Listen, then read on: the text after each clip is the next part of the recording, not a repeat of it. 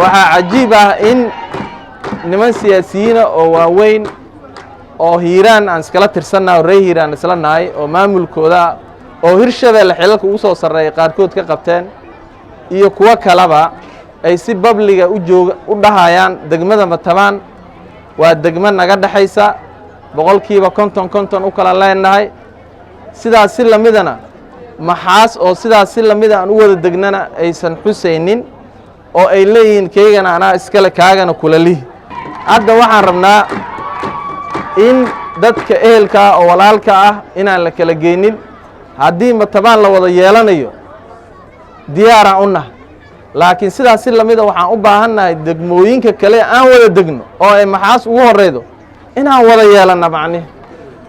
waxaan ku nimid yeeris ay noo yeereen dadka reer Matabaan oo hogaaminaya maamulkooda xildhibaanadooda stateka ku matala Hirshabeelle iyo wasiiradooda waxaan u nimid inaan qiimeyno cabashooyinka iyo culeysyada ay ka tabanayaan maamulka Hirshabeelle oo maalmahan runtii soo gaarta heer ay media soo istaagaan kadib markii systemka dawliga ah cabashadooda lagu dhageysan waaye runtii aniga waxaan ahay xildhibaan federaalka laga soo doorto Galmudug laakiin nasiib darrada dhacda awalba waxay ahayd in senator ama xildhibaan degmadan Matabaan ku matalaya dawladda federaalka inuusan jirin taas ayaa waxay keentay aniga maadaama community-ga ama bulshada aan ku matalo federaalka ay halkaan degan yihiin matalaad kale oo aan ka ahayn matalaadda kursigaana aysan lahayn inaan aniga codkooda ku hadlo cabashadooda gudbiyo meelaha manaasibka ay tahana aan gaarsiiyo ayadoo taas federaalka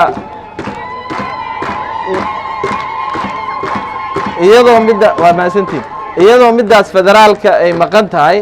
ayaa haddana ka daro dibidhal midii stateka ayaa haddana la iskugu yimid macne runtii waxaan rabaa inaan dul istaago qodobada ugu dambeeyey oo hadda cabashada ugu dambeeydayd waxay ahayd hanaankan dawlad dhiska hoose ee Matabaan ka socda in maamulka Hirshabeelle gaar ahaan wasiirka arrimaha gudaha inuu sameynayo sadbursi inuu ku sameynayo degmadan waxaa cajiib ah in niman siyaasiyiina oo waaweyn oo hiiraan aan iskala tirsannahay oo reer hiiraan isla nahay oo maamulkooda oo Hirshabeelle xilalka ugu soo sarreeyay qaarkood ka qabteen iyo kuwa kaleba ay si babliga u dhahayaan degmada Matabaan waa degmo naga dhaxaysa boqolkiiba konton u kala leenahay sidaas si lamidana maxaas oo sidaas si lamid aan u wada degnana aysan xuseynin oo ay leeyihiin keygana anaa iskale kaagana kula lih waana wax Soomaalida runtii culayska inta ugu badan oo ka yimaaday marka waxaan rabnaa iicun iyo walaaltinimo ayay ku fiican tahay waxaan u baahannahay dad ehelaan wada nahay waa wada degannahay maanta halganka ugu weyn ee socda ee khawaarijta lagula dagaalamayana degmadan Matabaan oo ka bilowda macne marka degmadii Matabaan oo ahayd in xudunta looga dhigo halganka oo ay ahayd in maaragtay si walaaltinimo ah iyo si garasho leh in maamulka iyo sidoo kale waxaan aad ula socdaa aniga hay'adaha ayaan ka shaqeyn jiray humanitarianka degmadan waxa humanitarianka ugu soo baxa maadaama ay ka soo bilaabanayaan hiiraan gaar ahaan caasimadiisa in culays lagu saaro hay'adaha in qoondada ay humanitarianka iyo arrimaha samafalka ka helaysay in meelo kale loo leexiyo xoogooda ayaan aad ula socnaa tiyo ay jirtay hadda waxaan rabnaa in dadka ehelka oo walaalka ah inaan la kala geynin haddii Matabaan la wada yeelanayo diyaaraan u nahay laakiin sidaas si lamid waxaan u baahannahay degmooyinka kale aan wada degno oo ay maxaas ugu horeydo inaan wada yeelana macni oo si siman oo walaaltinimo oo ehelnimo leh aan maamulkana u qaybsanno wixii yimaada oo dadkan Soomaaliyeed samafalka loogu talagalo u qaybsanno sidaasaan runtii rabnaa inaan aad iyo aad halkan uga baaqno waana arrinta aan ku aragnay oon maanta matabaan u nimid runtii golayaasha ay qusayday iyo xafiisyaday qusaysana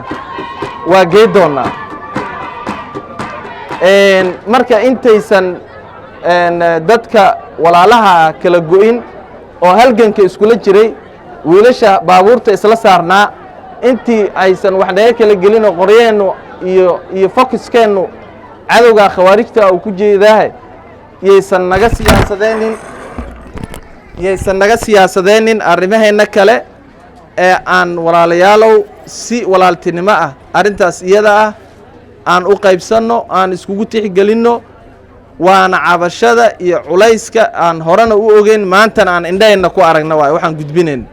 marka muhiimadda massagekayga iyo fariinteeda ugu weyn taasay ahayd soo dhoweyntiinna kale aad iyo aad aan kaga mahad celinaynaa